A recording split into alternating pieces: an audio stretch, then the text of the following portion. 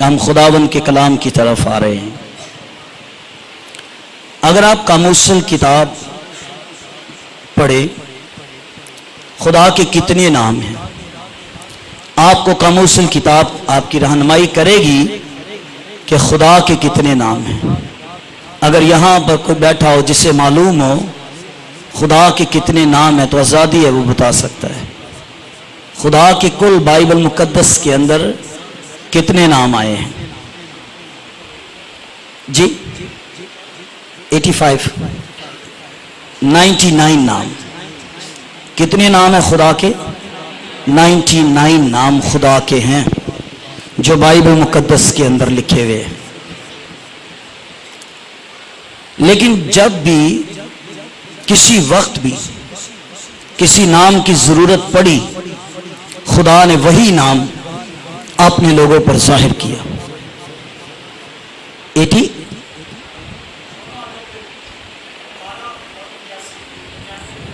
हाँ, गुड। एक और अच्छी बात भाइयों ने बताई, आइए इनके लिए जोरदार तालियां बजाइए। एक हाथ पर 81 81 और दूसरे हाथ पर 18, इन दोनों को मिलाएं तो 99 नाम खुदा के बनते हैं। हालेलुया। जिस नाम की जब जरूरत पड़ी, खुदा ने उसी वक्त वो नाम अपनी कौम इस्राएल पर जाहिर किया। अगर मैं 99 नामों की तफसीर में जाऊं तो इसके लिए बहुत वक्त दरकार है, लेकिन मैं बाकी चीजों को छूता हुआ आगे की तरफ बढ़ूंगा। जैसे कौम खुदा ने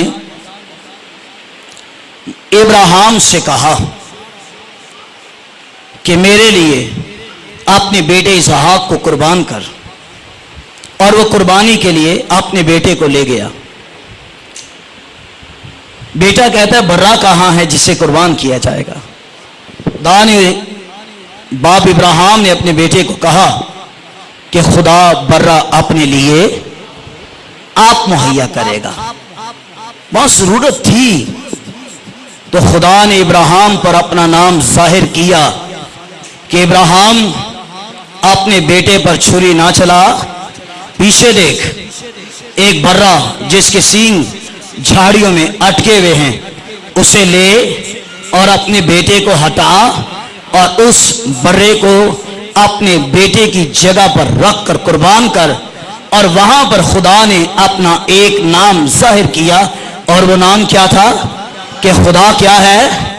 खुदा क्या है भाइयों? खुदा क्या है? खुदा यहोवा यरी खुदा है। और यहोवा यरी के जो मायने मुझे समझ आए हैं वो ये है कि खुदा मुहैया करने वाला खुदा है। बस सब कुछ मुहैया करने वाला खुदा है। आप तंगी में हैं, आप मुश्किल में हैं, आप तकलीफ में हैं, आप समझते हैं कि आपके लिए कोई दरवाजा नहीं खुल रहा, मेरी बहन मेरे भाई परेशान ना होइए। आप जिस खुदा की इबादत करते हैं वो आपका खुदा यहोवा यरी खुदा है। आपका खुदा सब कुछ मुहैया करने वाला खुदा है। आपको पता भी नहीं चलेगा, आपको मालूम भी नहीं होगा कब खुदा आपके लिए दरवाजा खोल देगा। ये तो एक नाम है खुदा का, यहोवा यरी। जब इस्राएली अमालेकियों से जंग करते थे और जब वो हारते थे तो खुदा किसी पर अपने मुकासबे को खोलता था कि मेरी कौम से कह दे कि उनका खुदा रब्बुल फौज खुदा है, उनका खुदा फौजों का रब है। तो इस तरह खुदा ने कई जगहों पर अपने मुख्तलिफ नामों को जाहिर किया। यह सामने लिखा हुआ है, क्योंकि तूने अपने कलाम को हर एक नाम से ज्यादा अजमत बख्शी। ताकि नाम जितने भी क्यों ना हो, लेकिन उसने अपने कलाम को हर नाम से ज्यादा अजमत दी है। हालेलुया। मेरी और आपकी जिंदगी में भी सबसे ज्यादा अजमत और सबसे ज्यादा इज्जत खुदा के कलाम की होनी चाहिए। दान ने एली काइन से कहा, जो मेरी इज्जत करते हैं मैं उनकी इज्जत करूंगा, और जो मेरी इज्जत नहीं करते वहां ये नहीं लिखा मैं उनकी इज्जत नहीं करूंगा, वहां ये लिखे जो मेरी इज्जत नहीं करते वो सदा बेकदर लोग रहेंगे। तो याद रखिए, खुदा की इज्जत करना खुदा के कलाम का एहतराम करना है। खुदा की इज्जत करना खुदा के कलाम की फर्मा बरदारी करना है।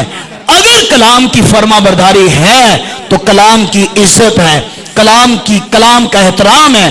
और अगर कलाम का एहतराम नहीं है तो याद रखिए कभी भी खुदा की बरकत नहीं आएगी। एक और चीज यहां कह दूं, सिर्फ कलाम ही की इज्जत और एहतराम ही काफी नहीं है, बल्कि जिनके पास खुदा का कलाम है और जो कलाम की खिदमत करने वाले हैं, खुदा का कलाम कहता है कि मेरे खादमों की भी इज्जत करो। जिन्होंने छोटे से छोटे को कबूल किया उसने किसे कबूल किया? उसने मुझे कबूल किया।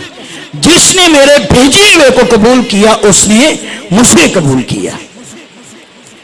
खुदा के कई नामों में जिस नाम को मैं आज आपके सामने रखना चाह रहा हूं, अजीब नाम है ये खुदा का। मैंने कहा खुदा के कई नाम हैं, लेकिन हमें जो नाम दिया गया है ना, खुदा के कलाम में लिखा है, हमें जो नाम दिया गया है वो नाम सब नामों से आला नाम है। और हमें जो नाम दिया गया है ये किसी फरिश्ते ने हमें नाम नहीं दिया, ये यूसुफ ने हमें नाम नहीं दिया, ये नाम मुकद्दसा मरियम ने हमें नाम नहीं दिया। हमें जो नाम दिया गया है ना वो आसमानों से आने वाला नाम है। और वो आसमानों से आने वाला नाम मुझे और आपको दिया गया है। और नाम जो आसमानों से आया है, लिखा है उसका नाम यीशु रखना, वही अपने लोगों को उनके गुनाहों से निजात देगा। मुझे और आपको जो नाम दिया गया है वो नाम खुदा के बेटे यीशु मसीह का नाम है। हमें जो नाम दिया गया वो यीशु मसीह का नाम दिया गया है।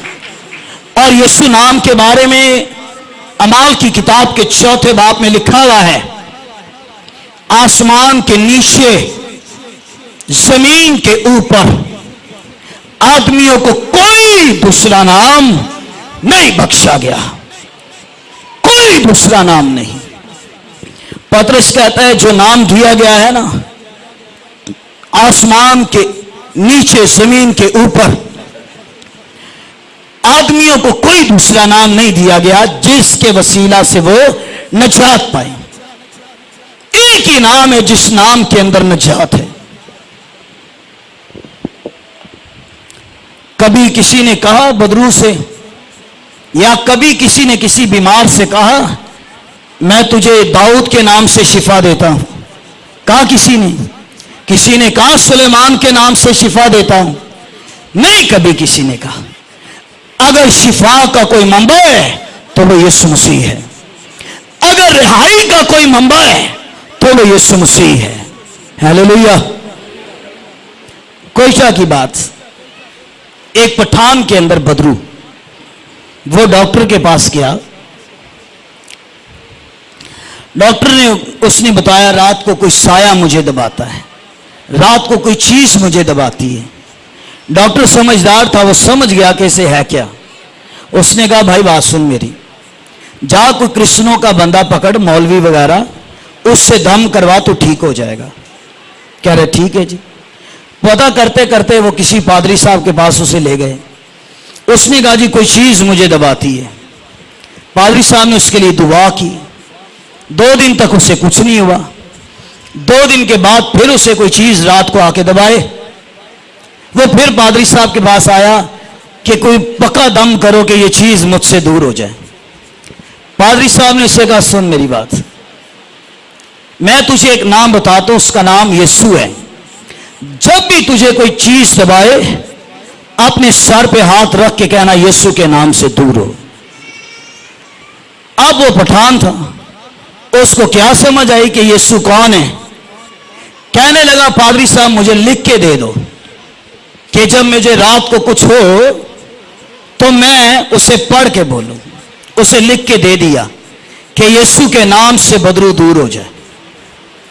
उसने जेब में डाली और जब वो रात को सोने लगा उसने शर्ट उतार कर रख दी और वो सो गया।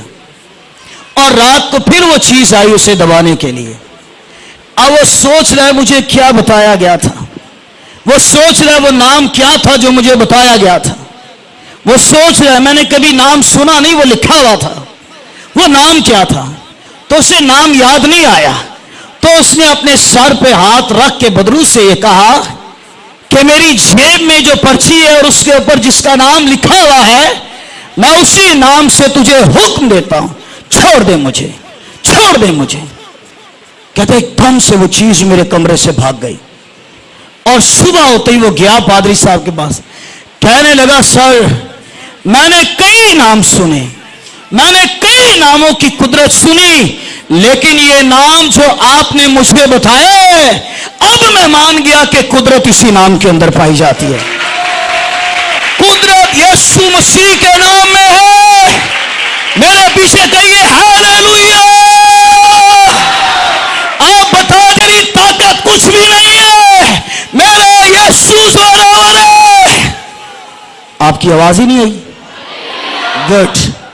वो नाम बख्शा गया जो सब नामों से आला नाम है।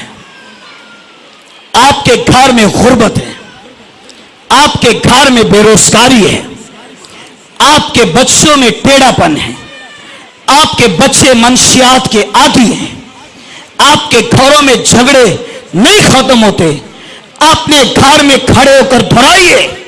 जो मैं कहने लगा इसे प्रैक्टिकल करके देखिए। कई बार इसे प्रैक्टिकल किया गया। अपने घर में खड़े होकर कहिए, ऐ लड़ाई और झगड़े की बुरी रूह तुझे यीशु के नाम से बांधते हैं। तो क्या लिखा है? जो कुछ तुम जमीन पर बांधोगे वो आसमान पर, जो कुछ भी तुम कहोगे मेरे नाम से तुम्हारे लिए वो सब कुछ है हो जाएगा। मैंने कभी नहीं ये देखा कि कोई ऐसा काम जो यीशु के नाम से ना हो सके। हालेलुया।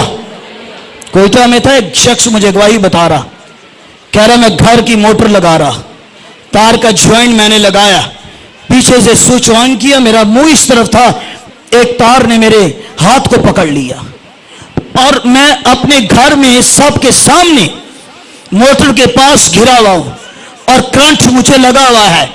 और मैंने उनसे इशारा किया सब पीछे हो जाओ।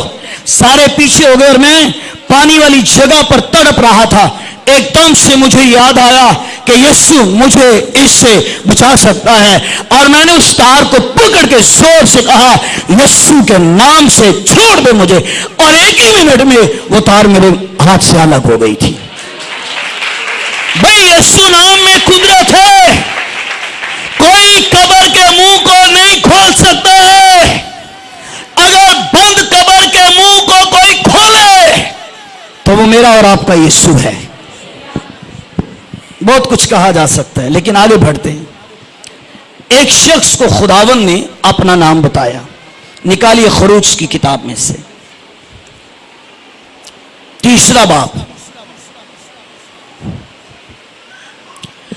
अगर इस शख्स की मैं पुरानी जिंदगी बताऊं तो शख्स कातिल आदमी था। 3 बाब में से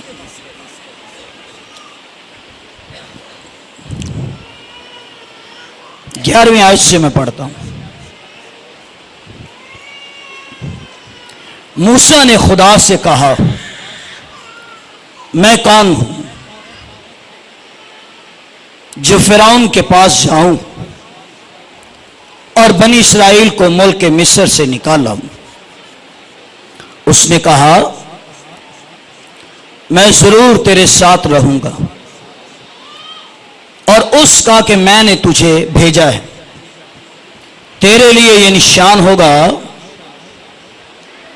कि जब तू इन लोगों को मिस्र से निकाल लाएगा तो तुम उस पहाड़ पर खुदा की इबादत करोगे। तब मूसा ने खुदा से कहा जब मैं बनी इस्राएल के पास जाकर उनको कहूं कि तुम्हारे बाप दादा के खुदा ने मुझे तुम्हारे पास भेजा है और वो मुझे कहें कि उसका नाम क्या है ये मूसा खुदा से कह रहा है कि अगर वो मुझसे पूछे कि तू हमारे पास आया है पैगाम लेकर के खुदा तुम्हें मुल्क मिस्र से, मिस्र की गुलामी से आजाद करेगा, तो वो मुझे कहेंगे कि उस खुदा का नाम बता जिसने तुझे भेजा है। फिर खुदा ने मूसा को अपना नाम बताया, तो मैं उनको क्या बताऊं? खुदा ने मूसा से कहा कि मैं जो हूं सो हूं। फिर सुनिए, खुदा ने कहा मूसा को, मूसा ने कहा खुदावंद मुझे आप अपना नाम बताइए ताकि मैं जिनके पास जाऊं, अगर वो मुझसे पूछें कि हमारे आबाओ अजदाद के कौन से खुदा ने तुझे दिखाई देकर हमारे पास तुझे भेजा, और अगर वो कहें कि उसका नाम बता, तो मैं क्या नाम बताऊं? खुदा ने कहा मूसा से कि सुन मेरी बात, अगर वो तुझे कहें कि उसका नाम बता तो तू उन्हें कहना कि मैं हूं सो हूं ने मुझे भेजा है। देखिए, एक नाम खुदा का यहोवा, यह लिखा हुआ है कि मेरा नाम यहोवा है और अब तक मेरा यही नाम रहेगा। बाप का नाम क्या है? यहोवा, और उसने कहा अब तक मेरा यही नाम रहेगा। और बाप में से जो कलमा दुनिया में आया, उस कलमे का नाम क्या था? उस कलमे का नाम क्या था? यीशु। उस कलमे का नाम यहोवा नहीं है। उस कलमे का नाम जो मुकद्दसा मरियम से पैदा हुआ, उसका नाम यीशु। और यीशु के आसमान पर जाने के बाद ईद पेंतिकोस के दिन, 50वें दिन, जो रूहुल कुद्स दुनिया में आया, उसका नाम रूहुल कुद्दस था। कई नाम है उसके, खुदा का रूह भी उसे कहा गया है, मसीह का रूह भी उसे कहा गया है, पर वो रूहुल कुद्स है। कंफ्यूजन नहीं है इसमें कि पहले यहोवा है, फिर यहोवा बेटा बना है, फिर रूहुल कुद्स आया, रूहुल कुद्स यीशु बना है। ऐसा नहीं है, ये सारी बाइबल की गलत डॉक्ट्रीन है। असल बाइबल की डॉक्ट्रीन ये है कि पहले यहोवा बाप है, फिर उसने अपना कलमा दुनिया में भेजा जो यीशु मसीह है, और यीशु मसीह के आसमान पर जाने के बाद रूहुल कुद्स इस दुनिया में आया। ये सही तालीम है, हकीकी तालीम है, निजात की तालीम है। अगर कोई इसमें बिगाड़ पैदा करे तो वो सारी बाइबल की डॉक्ट्रीन को खराब कर देता है। कुछ लोगों का कहना कुछ और ही है, बेटा ही बाप है, बेटा ही रूहुल कुद्स है, लेकिन ऐसा नहीं है। अगर बेटा बाप है तो आसमान से आवाज आई है, ये मेरा प्यारा बेटा है। अगर बेटा ही बाप है तो आसमान पर कौन बुला रहा है? ये एक अलग मौजू है जिस पर दुनिया आज भी इस तसलीसी पैगाम को कबूल करने के मुनकर है। लेकिन हकीकी मसीह की तालीम यह है कि बाप का नाम यहोवा है और उसने अपने बेटे को दुनिया में पैदा किया। बेटा जो है वो यीशु मसीह है और उसी ने कफारा दिया, उसी ने हमें तारीकी के कब्जे से छुड़ाया, उसी ने हमें आजाद किया, उसी ने हमारे बंधन तोड़े, और उसने हमें आसमान पर जाने से पहले हमें यह कहा कि मैं तुम्हें कभी भी यतीम ना छोड़ूंगा और तुम्हें दूसरा मददगार बख्शूंगा, वो वक्त तक तुम्हारे साथ रहेगा। और ईद पेंतिकोस के दिन से लेकर अब तक कलीसियाओं पर रूहुल कुद्स नाज़िल हो रहा है और कलीसियाएं रूहुल कुद्स से मामूर हैं। जिन बच्चों को आप यहां देख रहे हैं, एक वक्त आने वाला है अनकरीब, लिखा है तुम्हारे बेटे और तुम्हारी बेटियां क्या करेंगी? नबूवत करेंगी और तुम्हारे बूढ़े ख्वाब देखेंगे। एक दिन आने वाला है कि खुदा इस नई नस्ल पर भी अपने रूहुल कुद्स की नदियों को जारी करेगा। हालेलुया। खुदा ने अपना नाम मूसा को बताया कि मेरा नाम है मैं जो हूं सो हूं। मैं जो हूं सो हूं के मायने ये है कि मेरा नाम यहोवा है। मेरा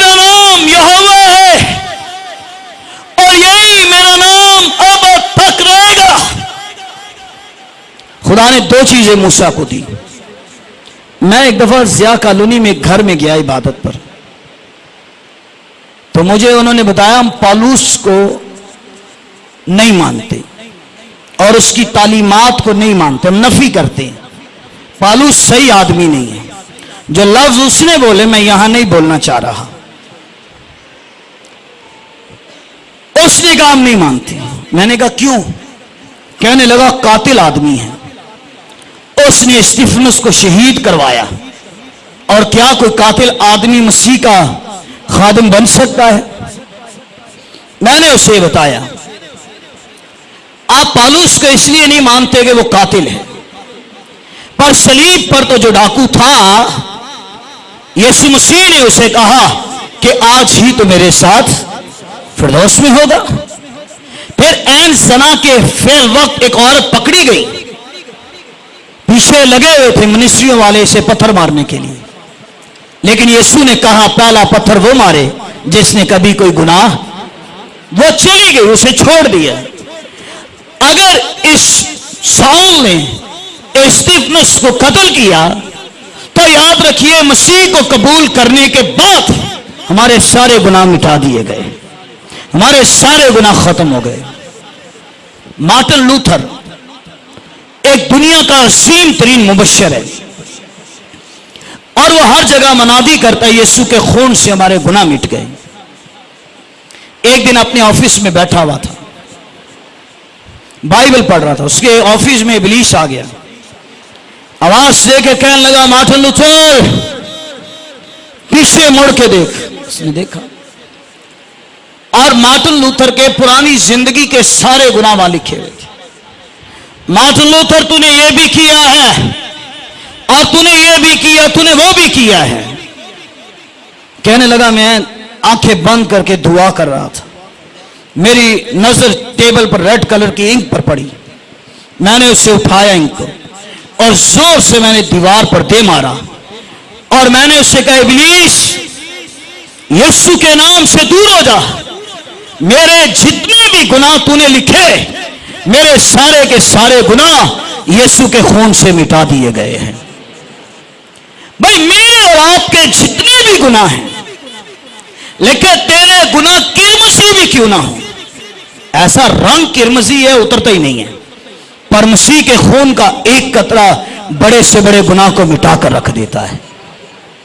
एक रोमियो 6 बाप में गालिबन 8वें बाप में उसकी पहली आयत में यह लिखा है कि अब जो यीशु मसीह में हैं उन पर कोई भी सजा का हुक्म नहीं। कोई ये ना कहे कि मुझे सजा मिलेगी। ठीक है, अगर आप गुनाह करते रहेंगे तो आपको सजा मिलेगी, लेकिन अगर आपने यीशु के खून से अपने गुनाह मिटा दिए हैं और अगर आप यीशु की सलीब के नीचे आ गए तो यीशु मसीह के खून ने आपके गुनाह मिटा कर रख दिए हैं। हालेलुया। एक आयत कि यहूदा के कबीले का गुनाह जो है, फिर सुनिए, यहूदा के कबीले का गुनाह जो है वो हीरे की नोक से लिखा जाएगा और कभी भी वो मिटाया ना जाएगा। मैं कहता हूं हमारे गुनाह हीरे की नोक से लिखे जाएं या किसी और कलम से लिखे जाएं, मसीह के खून के अंदर इतनी कुदरत है कि उसके खून का एक कतरा हमारे बड़े से बड़े गुनाह को मिटा कर रख देता है। उसका खून हमारे गुनाहों को मिटा देता है। मैंने कहा मेरे भाई, अगर पौलुस ने कत्ल किया है तो यीशु मसीह ने कातलों को माफ किया है, यीशु ने खूनियों को माफ किया है, यीशु ने ज़नाकारों को माफ किया है, यीशु मसीह ने नशा करने वाले लोगों को भी माफ किया है। तो मैंने जिस शख्स के बारे में पढ़ रहा हूं, आप बताइए मूसा ने कत्ल किया था या नहीं किया था? किया था या नहीं? एक मिस्री को पंच मारा, वो गर्मी से नीचे गिर गया, मर गया और उसकी कब्र खोद कर उसने दफना दिया। जिस हाथ से उसने पंच मारा, दाने का मूसा अपना हाथ बगल में रखकर निकाल उसने निकाला तो कैसे था? कैसे था? कोड़ी। इससे पहले कि खुदा मूसा के हाथ में लाठी दे, पहले जरूरत है कि तेरे हाथ से कोड़ जाता रहे। पहले जरूरत है कि तूने जिस हाथ से एक मिस्री को कत्ल किया है, पहले तेरे हाथ को शिफा मिल जाए। तो मैं ये बता रहा हूं, इसने कत्ल जरूर किया है, लेकिन खुदा ने इसे माफ कर दिया है। हालेलुया। शैतान आके कहे ना तूने ये किया है, शैतान माजी नहीं भूलता, और लोग भी आपका माजी नहीं भूलेंगे। ठीक है? अगर शैतान आपका माजी दोहराए तो आप कह सकते हैं कि अब जो मसीह में है वो कैसा है? अब जो मसीह में है वो नया मखलूक है, और देखो पुरानी चीजें जाती रही। तुम सब जितनों ने मसीह को कबूल किया, क्या किया? मसीह को पहन लिया है। आपने मसीह को पहन लिया है। दाऊद ने मूसा को कहा, मूसा, दो चीजें खुदा ने यहां मूसा को दी। पहली चीज, खुदा ने मूसा को अपना नाम किया। अगर खुदा का नाम आपके पास है, आप बड़े बड़े मौजे कर सकते हैं। अगर खुदा का नाम आपके पास नहीं है तो आप कुछ भी नहीं कर सकते। खुदा ने कहा, मूसा मैं तुझे अपना नाम देता हूं, और मेरा नाम है मैं जो हूं सो हूं। चलिए मैं इसे कम करके आगे की तरफ बढ़ रहा हूं। यीशु मसीह जब दुनिया में आए, खुदावंद यीशु मसीह ने यहूदियों से कहा कि तुम सब के सब जो हो गुलाम हो। उन्होंने कहा हम कभी किसी की गुलामी में नहीं रहे, हमारा बाप तो इब्राहिम है।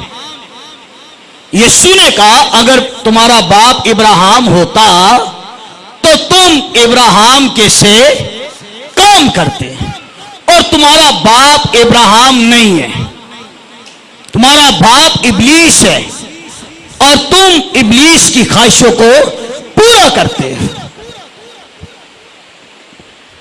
तुम्हारा बाप इब्लीस है और तुम इब्लीस की ख्वाहिशों को पूरा करते हो। फिर यीशु ने इब्राहिम के ताल्लुक से क्या कहा? यूहन्ना की इंजील के 8वें बाब में,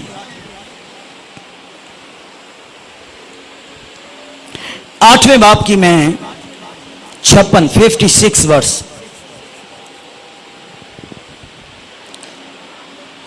तुम्हारा बाप इब्राहिम मेरा दिन देखने की उम्मीद पर बहुत खुश था। ये यीशु यहूदियों से कह रहे हैं, कहते हो ना हमारा बाप इब्राहिम है।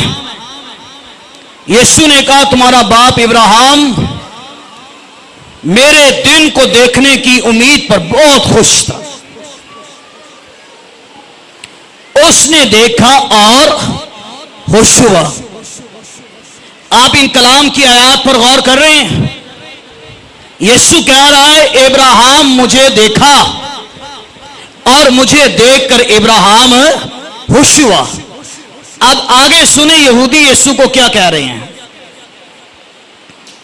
यहूदियों ने उससे कहा तेरी उम्र तो अभी 50 वर्ष की नहीं हुई, फिर क्या तूने इब्राहिम को देखा? यीशु ने उनसे कहा मैं तुमसे सच कहता हूं, पेशतर इससे कि इब्राहिम पैदा हुआ, आगे क्या है? इससे पेशतर के इब्राहिम पैदा हुआ, मैं हूं, मैं इब्राहिम के पैदा होने से पहले मैं हूं। वो हैरान हो गए, अभी आपकी 50 साल की भी उम्र नहीं हुई है और इब्राहिम को दुनिया से गए हुए सालों हो गए, मुद्दतें हो गई। इब्राहिम खुदा के पास चला गया है और यीशु ये कह रहा है कि इब्राहिम मुझे देखने की उम्मीद पर था और इब्राहिम ने मुझे देखा है और इब्राहिम मुझे देख यीशु के लिए जो लफ्ज इस्तेमाल हुए मैं आपको जुबानी बताता हूं। जब यीशु मुर्दों में से जी उठे तो उन्होंने अपने लिए जो लफ्ज इस्तेमाल किए वो ये थे कि मैं अल्फा और ओमेगा, अव्वल और इब्तिदा और इंतहा। और फिर यूहन्ना की इंजील के पहले बाब में इब्तिदा में कलाम था और कलाम खुदा के और कलाम ही खुदा था। मतलब यह हुआ कि इससे पहले कि इब्राहिम दुनिया में आता, यीशु इब्राहिम से पहले है। हालेलुया, यीशु इब्राहिम से पहले। चलिए कुर्सियों में आयत पढ़ रहा हूं। वो अनदेखे खुदा की सूरत और तमाम मखलूकात से बाद में, या पहले, वो तमाम मखलूकात से पहले तख्तों, रियासतियों, हुकूमतियों, इख्तियारातों, जो कुछ भी है सब कुछ मसीह के वसीला से पैदा हुआ है।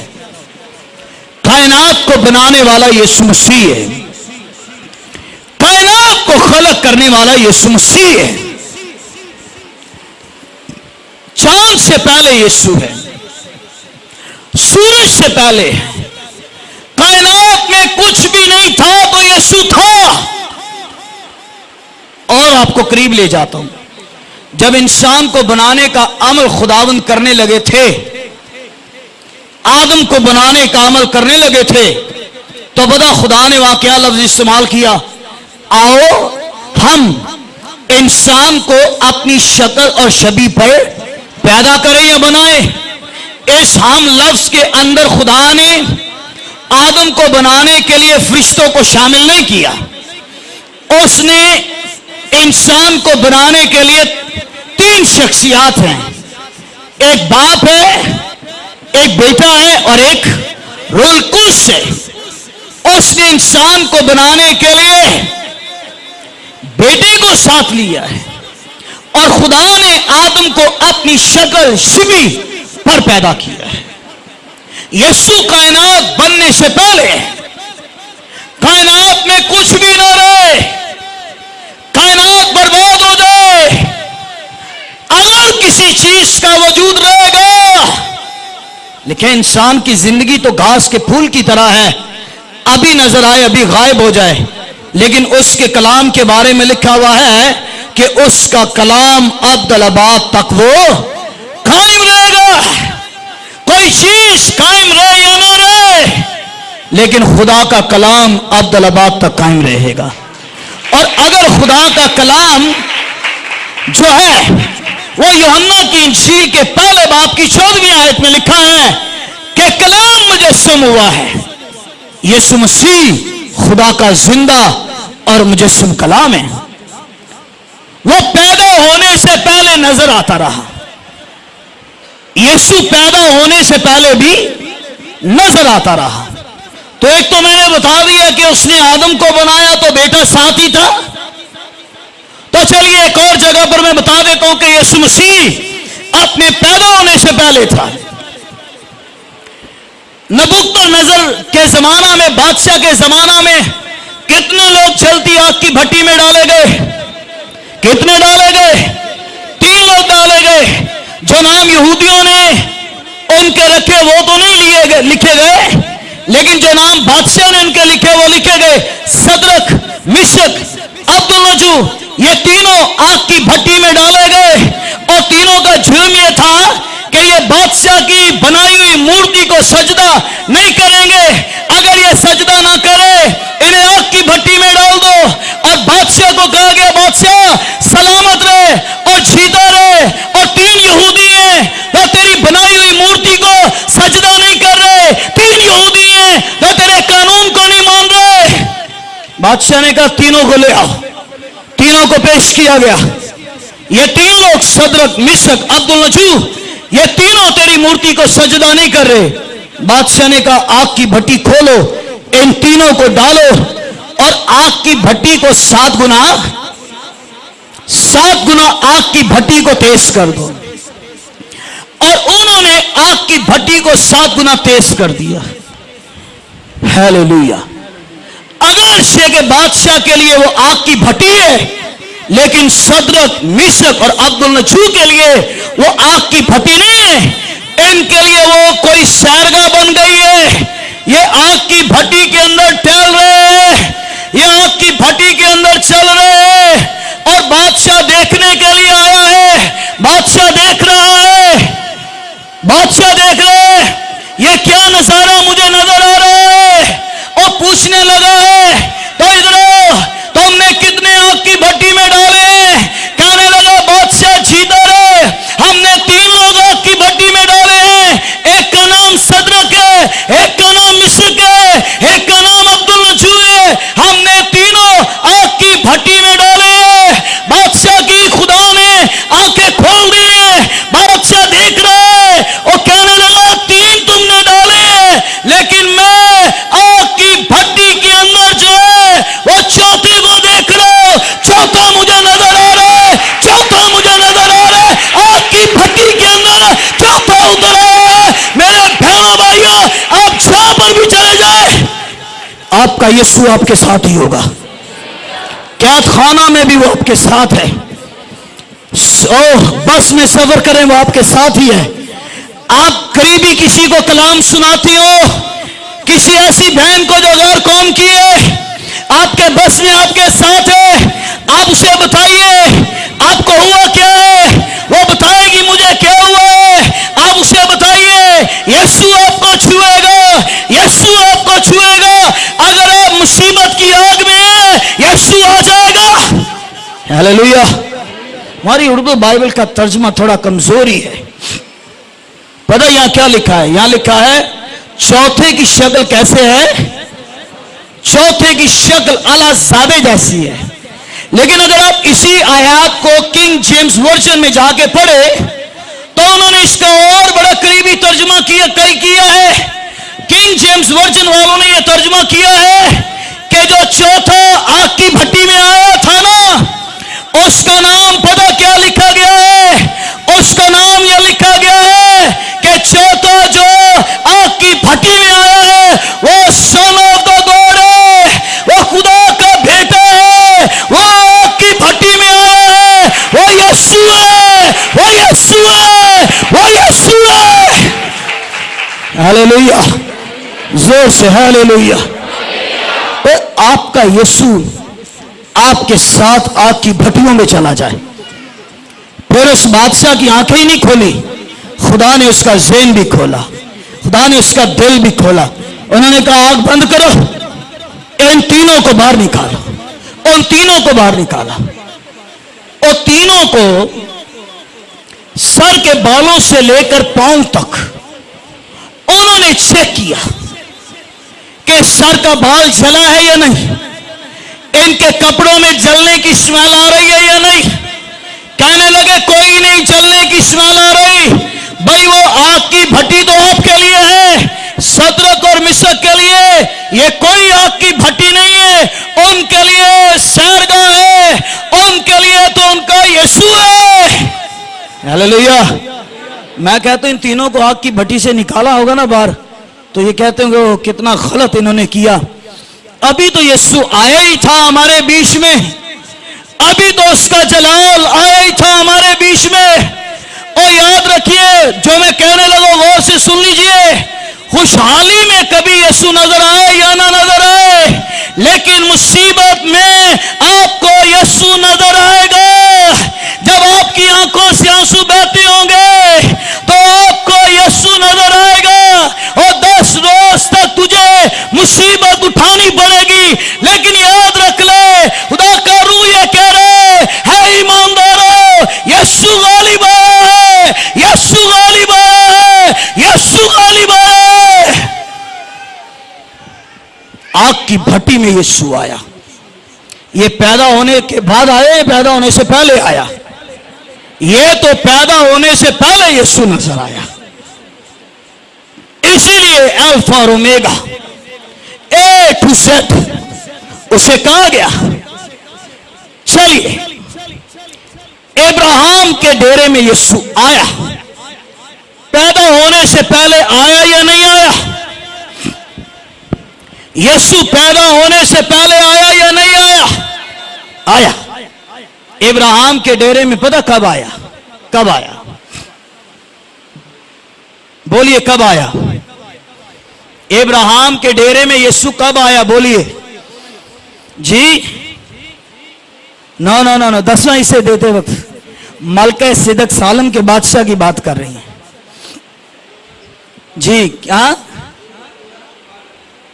सदूम और अमूरा को तबाह करने से पहले अगर आप पैदाइश की किताब के 18वें बाब को पढ़े, गर्मी का वक्त था और इब्राहिम अपने डेरे के बाहर बैठा हुआ था और उसके डेरे में 3 आदमी आए। कितने आदमी आए? 3। इब्राहिम के डेरे में 3 आदमी आए। इब्राहिम उन तीनों को देखकर दौड़ा है और सजदा किया है। याद रखिए, इब्राहिम ने तीनों को सजदा नहीं किया। अगर आप 18वें बाब को पढ़े, 19वें बाब को पढ़े, आपको पता चलेगा वाले क्या 2 फरिश्ते थे। जो 3 लोग डेरे में आए, 2 फरिश्ते थे और तीसरा यीशु मसीह था। इब्राहिम आया और इब्राहिम ने सजदा किया। इब्राहिम ने फरिश्तों को सजदा नहीं किया। इब्राहिम ने फरिश्तों के साथ जो तीसरा आया, इब्राहिम ने उसको सजदा किया और इब्राहिम कहने लगा, खुदावंद आप मेरे घर आए हैं तो मेहरबानी करके ऐसे ना जाइए, आप मेरे डेरे में आइए। यीशु इब्राहिम के डेरे में गया फरिश्तों के साथ। पहला काम इब्राहिम ने किया, उनके पांव धुलाए।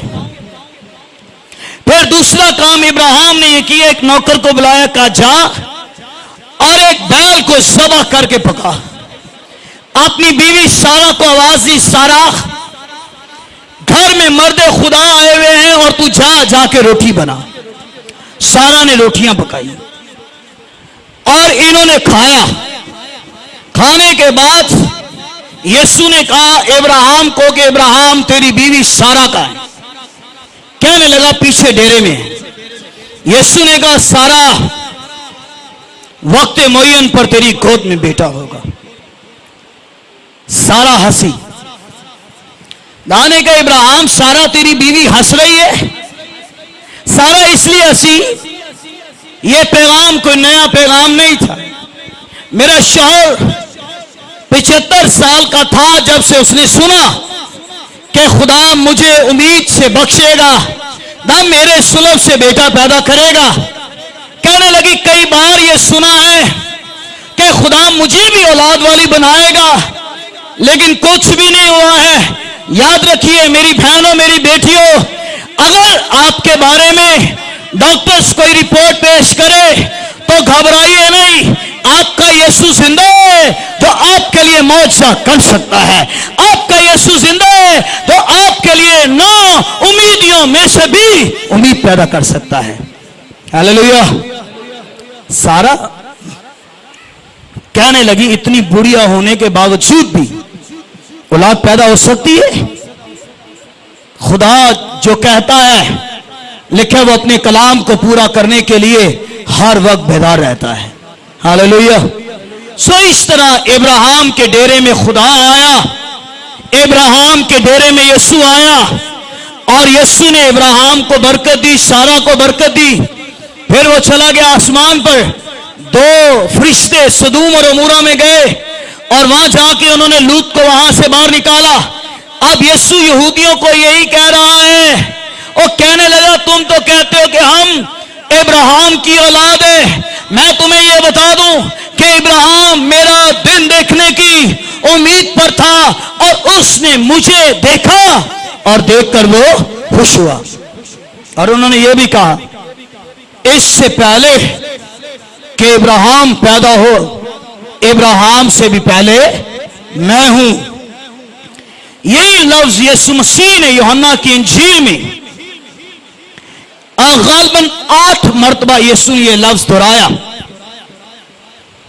कि मैं हूं। वहां खुदा मूसा को कह रहा है मेरा नाम है मैं जो हूं सो हूं। यहां यीशु मुझे और आपको यह बता रहा है कि मेरा नाम जो है वो मैं हूं। उन्होंने कहा दुनिया का नूर मैं हूं, जिंदगी की रोटी, राह हक और जिंदगी, क़यामत और जिंदगी और भेड़ों का अच्छा चरवाहा मैं हूं। उन्होंने 8 मर्तबा गालिबन ये लफ्ज इस्तेमाल किए और लोगों का कहना यह है कि ये मसीह के दावे एक एक दावा हकीकत पर मबनी है, लेकिन मैं इन सारे दावों में एक ही दावा आपको बता देता हूं। यीशु ने कहा क़यामत और जिंदगी तो मैं हूं, जो मुझ पर ईमान लाए मर जाए तो भी वो जिंदा रहेगा। यहूदी लोगों का कहना यह है कि जब कोई आदमी मर जाए तो 3 दिन तक उसकी रूह उसकी बॉडी के ऊपर प्रवास करती है और 3 दिन में वो कभी भी जिंदा हो सकता है। ये यहूदियों में कुछ लोग हैं जो ये कहते हैं, लेकिन यीशु लाजर मर गया और कहा यह गया मार्था की तरफ से कि खुदावंद तेरा दोस्त जिसे तू अजीज रखता है वो मरने को है, वो बीमार है, अब जल्दी आइए। यीशु ने कहा सुनकर ये कहा कि ये बीमारी मौत के लिए नहीं है बल्कि खुदा के जलाल के लिए है। अब यीशु ने यह दावा किया है कि क़यामत और जिंदगी तो मैं हूं। अब उन्होंने दावा किया है ना कि मैं क़यामत और जिंदगी हूं। अब वो साबित करके भी बताए दुनिया को कि अगर मैंने कहा ना कि मैं क़यामत और जिंदगी हूं, ये कहने की हद तक नहीं है, मैं साबित करके बताऊंगा कि मैं क़यामत और जिंदगी हूं। फिर उन्होंने यूहन्ना 14वें बाब में फिर ये दोहराया कि राह हक और जिंदगी तो। उन्होंने कहा साबित करके बताइए कि आपने कहा कि मैं क़यामत और जिंदगी हूं, आप बताइए आप क़यामत और जिंदगी किस तरह। क़यामत से मुराद है जिंदगी को अपने काबू में रखने वाला, या क़यामत का मतलब है जिंदगी को फिर लौटा देने वाला। उसे कहते हैं कि क़यामत। यीशु मार्था के पास आए, मार्था भागी आई, ये चर्च की, ये कलीसिया की, यीशु की बड़ी बेदार बहन थी, जल्दी आई यीशु के पास, कहने लगी खुदावन अगर आप यहां होते तो मेरा भाई ना मरता। यीशु ने मार्था को तसल्ली पता किस तरह की दी है, मार्था अगर तू ईमान लाएगी तो खुदा का जलाल देखेगी और तेरा भाई मुर्दों में से जी उठेगा। अब यीशु को कलाम सुनाने लगी है, कहने लगी मैं जानती हूं क़यामत वाले दिन वो जी उठेगा, जब सारे मुकद्दसों की कब्रें खुलेंगी, जब सारे मुकद्दसीन जी उठेंगे, मेरा भाई भी जी उठेगा। यीशु ने कहा मार्था क़यामत की बात कर रही है तू, कि क़यामत वाले दिन जी उठेगा, किस क़यामत की बात कर रही है? और जो तेरे सामने खड़ा हुआ है, और 6 फीट का आदमी जो तेरे सामने खड़ा हुआ है, और क़यामत और जिंदगी तो मार्था वो मैं ही हूं। जो मुझ पर ईमान लाए मर जाए वो जिंदा रहेगा, जिंदा है मुझ पर ईमान लाता है अब्दुल अबाद तक वो कभी भी ना मरेगा। अब यीशु साबित करेगा कि वो क़यामत और जिंदगी है। उसने दावा किया है, कहने लगा मुझे उसकी कब्र पर ले जाओ। पता जल्दी से क्या बोल के कहने लगी, कहने लगी खुदावंद अब लाजर की कब्र से तो क्या आती है, अब लाजर की कब्र से बदबू आती है। दरअसल वो पता क्या कहना चाह रही थी, वो ये कहना चाह रही थी कि आप खुदावंद लेट आए हैं, आप देर से आए हैं, अगर आप जल्दी आते जब वो बीमार था ना तो खुदा का बड़ा जलाल जाहिर होता। अब वो मर गया है, वो कब्र में है, 4 दिन हो गए, आप कह रहे हैं मुझे कब्र पर ले जाओ, अब तो कब्र से बदबू आ रही है और यीशु ने मार्था से कहा, मार्था शायद तू ये समझ रही है कि मैं देर से आया हूं, याद रख ले ये देर तेरे लिए है। मैं जब भी आऊंगा, मैं जहां पर भी आऊंगा, मैं जब भी आऊंगा, मेरे आने से मौजूदा हो जाएगा, मेरे आने से मौजूदा हो जाएगा, देर मेरे लिए नहीं है। यीशु कब्र पर चले गए। इससे पहले यीशु कब्रिस्तान गए नहीं। यह पहला वाकया, यीशु कब्र पर गए। जाके पहला काम यीशु ने किया, यीशु रोया। बाइबल की सबसे छोटी आयत यह है, यीशु के आंसू बहने लगे। यीशु सारी जिंदगी 3 मरतबा रोए। लाजर की कब्र पर रोए, यरूशलेम को देखकर रोए। ऐ यरूशलेम जैसे मुर्गी अपने बच्चों को अपने परों तले जमा कर लेती है, मैंने कई बार चाहा कि तुझे अपने परों तले जमा कर लो, मगर अब यह बात तुझसे दूर हुई। और वहां लिखे यीशु के आंसू बहने लगे। और तीसरी बार पता यीशु कब रोता था? यीशु हर दुआ में रोता था। हर दुआ में यीशु के आंसू बहते थे। वो दुआ ही नहीं थी यीशु के नजदीक जब यीशु के आंसू ना बहते हो। इसके लिए हवाला इब्रानियों के खत में पढ़िएगा, गालबन 5वें बाब में लिखा है, उसने अपनी बशरियत के दिनों में आंसू बहा बहा कर, मैंने कहा वो कोई दुआ ही नहीं करते थे जब तक उनके आंसू ना बहे। आंसू बहा बहा कर, रो रो के, इल्तिजाएं कर करके उसको जिसको खुदा मौत से बचा सकता था, खुदा तरसी के सबब से उसकी सुनी गई। कब हमने आंसू बहाए हैं लोगों के लिए? हमारे आंसू तो मरनों पर भी खुश्क हो गए। जवान मौत हो तो आंसू निकलते ही नहीं। इस कदर खुश्क हो गए हमारे आंसू। लेकिन याद रखिए, अगर कौमों की तब्दीली है तो ज़बूर में दाऊद कहता है, जो आंसुओं के साथ बोता है वो खुशी के साथ है। मैं अगर ये लफ्ज कहूं तो शायद आप मेरे लफ्ज के साथ इत्तेफाक ना करें। हमने आंसू बहाना छोड़ दिए, खुदा ने मौजे करने छोड़ दिए।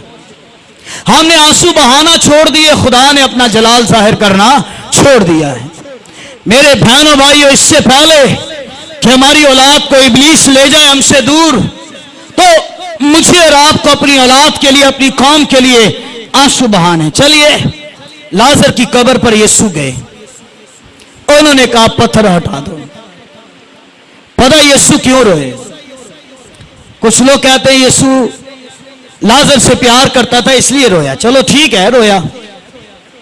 और याद रखिए, यीशु इसलिए नहीं रोया कि लाजर के लिए कुछ कर नहीं सकता। उसे पता है मैं आया ही इसके लिए, मौजज़ा करने के लिए हूं। यिर्मयाह में एक आयत लिखी हुई है, अगर तू मेरे कलाम पर ईमान ना लाए तो तेरे सबब से मेरी आंखें फूट फूट कर रोएगी, मातम करेंगी। यीशु रो तो रहा है मार्था की कम इत्कादी पर, और मैंने कदम रखा तो तुझे कह दिया है कि या खुदा का जलाल ज़ाहिर होने को है, या खुदा का जलाल ज़ाहिर होने को है, और तू मेरे कलाम का यकीन नहीं कर रही है। उन्होंने आवाज से लाजर बाहर निकाला। आपने कभी फिल्मों में यहूदी कब्र को देखा है? कितने लोगों ने देखा है यहूदियों की कब्रों को? हमारी कब्रों की तरह थोड़ी है, सामने पड़ा हुआ है। उनकी कब्रें तो चट्टानों के अंदर होती थी और उनकी कब्रें कमरा नुमा होती थी। जैसे यहां मुर्दे दफनाया तो वो वहां पर उन्होंने आगे पत्थर रखा होता। आप सोचिए, यीशु ने वहां से कब्र से पत्थर हटाया है और लाजर यहां पर है, और यीशु ने आवाज दी है, लाजर की रूह आलमे अरवाह में है, आलमे अरवाह में लाजर की रूह है। यीशु वहां पर है और यीशु ने आवाज दी है, लाजर बाहर निकला। आलमे अरवाह से रूह निकली है। कहा गया यीशु बुला रहा है, लाजर कहां पर है जी? लाजर को बुलाया गया है। लाजर की रूह निकली है, आलमे अरवाह से निकली है, लाजर के बदन में आई है। उसने कफन लपेटा हुआ है। मुझे मालूम नहीं है कि वो लेट कर कब्र के मुंह पर आया है, वो उछल कर कब्र के मुंह पर आया है, वो कैसे कब्र के मुंह पर आया पता नहीं है, पर लाजर को पता है मेरा यीशु मुझे बुला रहा है, मेरा यीशु मुझे बुला रहा है, मेरा खुदावन मुझे बुला रहा है। एकदम से लाकड़ की जितनी स्पीड होती है उससे ज्यादा एकदम से यीशु की आवाज से लाजर कब्र से बाहर आया। और यीशु ने खुद कहा लाजर की पट्टियां खोलो, लाजर का कफन खोलो। और उसने खोला कफन। मार्था लाजर को देख रही है, फिर यीशु को देख रही है। मार्था लाजर को देख रही है, यीशु को देख रही है और हैरान हो गई कि मेरा भाई 4 दिन का मुर्दा जो है एकदम से वो कब्र के मुंह से बाहर निकल आया है। यीशु ने साबित करके बता दिया है कि मैंने सिर्फ ये कहा ही नहीं है कि क़यामत और जिंदगी तो मैं हूं, मैंने साबित करके दिखा दिया है कि 4 दिन का मुर्दा जो है और कभी वो कब्र से बाहर नहीं आ सकता, लेकिन मुर्दों को जिंदा करने का इख्तियार खुदा ने मुझे दिया हुआ है। एक एक दावा यीशु ने साबित करके बताया, क़यामत और जिंदगी मैं हूं, दुनिया का नूर मैं हूं, राह हक और जिंदगी मैं हूं। आइए अपने सरों को झुकाएं।